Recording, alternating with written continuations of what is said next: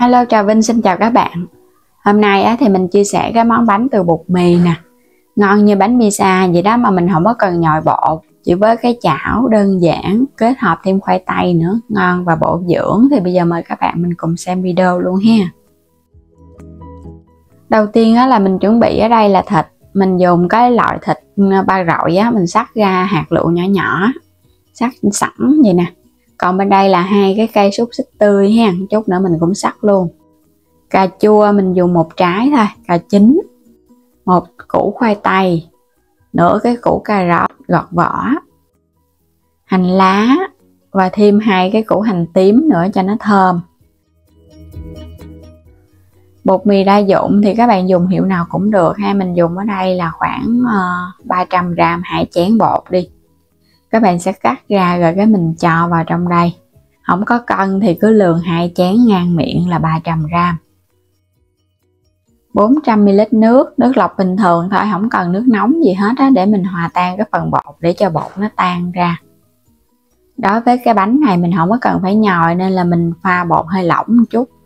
Chỉ cần chút nữa mình cho trực tiếp vào trong cái chảo thôi là bánh của mình nó mềm xốp, ngon lắm. Khuấy cho thật là đều luôn ha, để cho phần bột nó hòa tan kỹ, nó không có bị lợn cợn đó. Khuấy xong thì các bạn cứ để yên cho nó nghỉ đi, ít nhất cũng khoảng 15 phút để bột nó nở đều. Bây giờ đi gọt khoai tây, mình sẽ xắt ra nhỏ nhỏ cái lát mỏng trước ha, rồi chút các bạn xắt lại hạt lựu. Khoai tây cho vào trong bột giúp cho bánh của mình nó xốp ngon và nó đầy đủ dinh dưỡng. Mình xắt sợi nhỏ nhỏ trước. Các bạn đừng có xắt lớn quá ha, chút nó khó chín. Mình xắt phải nhỏ, phải đều vậy nè, chút hòa vào trong bột mình nướng nó mới nhanh chín và nó cũng đều bột, ăn nó ngon hơn. Cà rốt mình cũng xắt nhỏ nhỏ luôn, mình dùng khoảng nửa củ thôi ha, đừng có nhiều quá. Khoai tây thì mình dùng một củ, chứ cà rốt mà các bạn dùng nhiều quá là nó không ngon, nó mềm lắm. Cà chua mình xắt ra một chút nữa, mình sẽ làm trang trí cái mặt bánh cho nó nhìn hấp dẫn. Hành tím 2 củ này các bạn cũng xắt nhỏ nhỏ, sau đó thì mình băm sơ lại một cái cho nó hơi nhuyễn nhuyễn thì chút mình phi nó mới thơm. Hành lá xắt nhỏ luôn, trang trí bánh và cho vào trong phần bột. Cứ xắt đều đều, làm sẵn hết rồi cái bắt đầu mình đi làm xúc xích. Cái phần xúc xích này thì một chiếc mình sẽ xắt hạt lựu, còn một chiếc thì chút nữa mình sẽ xắt ra khoanh khoanh để trang trí lên cái bánh. Cho vào trong chảo 2 muỗng canh dầu ăn ha, mình làm nóng chảo trước một cái. Các bạn sẽ cho tiếp cái phần hành tím vô. Nếu mà không thích hành tím thì mình dùng nửa củ hành tây trắng, mình xắt hạt lựu nhỏ nhỏ mình xào cũng thơm ngon lắm ha. Rồi bây giờ cho tiếp phần thịt. Mình xào cho nó săn với lửa lớn. Thịt này mình xắt nhỏ nhỏ chứ không có băm. Rồi tiếp theo là xúc xích nè, mình cũng cho hết tất cả vô luôn. Còn cái phần xắt lát thì để riêng chút nữa mình để lên trên mặt. Cà rốt và khoai tây nêm vào trong đây muỗng canh dầu hào, muỗng canh hạt nêm, muỗng canh đường, một ít tiêu xay. Rồi xào đều lên cho gia vị nó thấm. Cái phần gia vị này là mình cho cái bánh vừa ăn luôn nha, tại vì bột mình nêm lạc đó, không có nêm gia vị. Cuối cùng là các bạn sẽ cho hành lá vô, mình xóc đều lên cái nữa là được rồi ha. Phần nhân của mình nó dậy và nó thơm, nó chín được phân nửa rồi. Sẽ khuấy đều thao bột rồi các bạn cho trực tiếp vô luôn. Lúc này thì để lửa nhỏ, đừng có để lửa cao quá, bột nó đặc nhanh lắm. Mình cho hết rồi cái bắt đầu mình trộn để lửa nhỏ để cho bột nó đừng có đặc nhanh nè, để trong thời gian mà mình trộn cho phần nhân nó đều vào trong bột.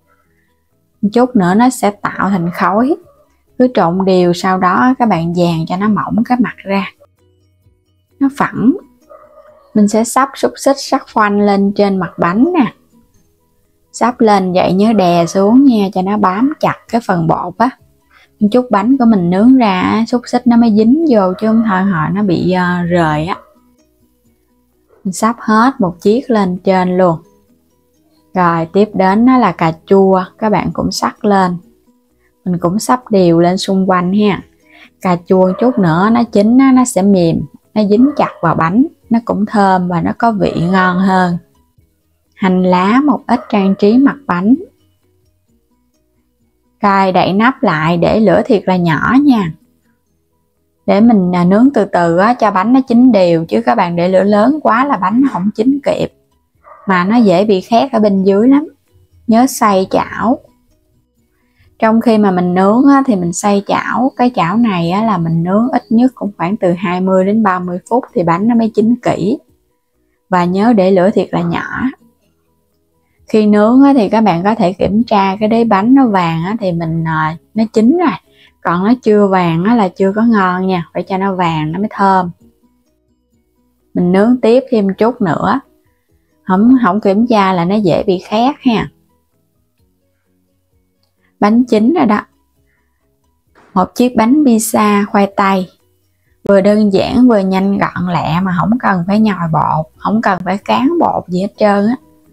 Chỉ cần mình khuấy bột lỏng thôi mà ra món bánh cực kỳ ngon luôn. Có thêm khoai tây và cà rốt ở bên trong á, kết hợp thêm thịt nữa. Thơm ngon, đầy đủ dinh dưỡng. Ăn kèm là tương ớt, tùy thích ha. Mình có thể cho trực tiếp lên bánh để ăn. Nhà mà có trẻ nhỏ là rất là mê cái món bánh này luôn. Dù là người lớn ăn cũng tốt nữa. Vừa có tinh bột, vừa có dinh dưỡng đầy đủ, rau củ quả. Thơm ngon. Bột thì mềm xốp. Ở bên trong có khoai tây á các bạn, nên là bột của mình nó sẽ có độ bùi. Không hề bị cứng. Các bạn ăn 2 ngày vẫn ngon luôn á. Mình cắt ra những cái miếng nhỏ nhỏ sẵn ha. Cho các bạn xem ở bên trong nè. Đây, miếng bánh quá trời hấp dẫn luôn. Mình làm cái bánh này cũng hơi dày nha. Nếu như các bạn thích mỏng á, thì mình chia phần bột ra làm 2 chảo. Nướng cái chảo nhỏ nhỏ thì bánh nó sẽ mỏng. Và nó ra 2 bánh cũng ngon. Hấp dẫn ha. Mình nướng cái chảo này tới 26 lần á. Nên là cái bảng nó cũng lớn nữa. Bề dày cũng nhiều. Cái đế bánh ở bên dưới nó vàng đều nè. Thơm ngon, không hề bị khét luôn. Vậy là nó vừa đó. Bột ở bên trong đặc là bánh nó chín ngon à. Còn bột mà nó còn lỏng á, là do các bạn nướng lửa áp quá, nó chưa kịp chín nha. Mình phải nhớ để lửa thiệt là nhỏ. Mình kết hợp ở bên trong là nhân đã xào sẵn á, nên nó cũng thơm và nó đã chín một phần rồi. Bây giờ thì cảm ơn các bạn đã theo dõi hết video của mình ha. Chúc các bạn ngon miệng. Đừng quên đăng ký kênh Alo Trà Vinh và Alo Trà Vinh 2 ủng hộ mình. Và bấm vào góc trái video hoặc phần mô tả video để lựa chọn sản phẩm. Nếu thấy giá cả phù hợp thì mua ủng hộ kênh mình với ha. Bây giờ xin chào tạm biệt và hẹn gặp lại các bạn ở những video tiếp theo.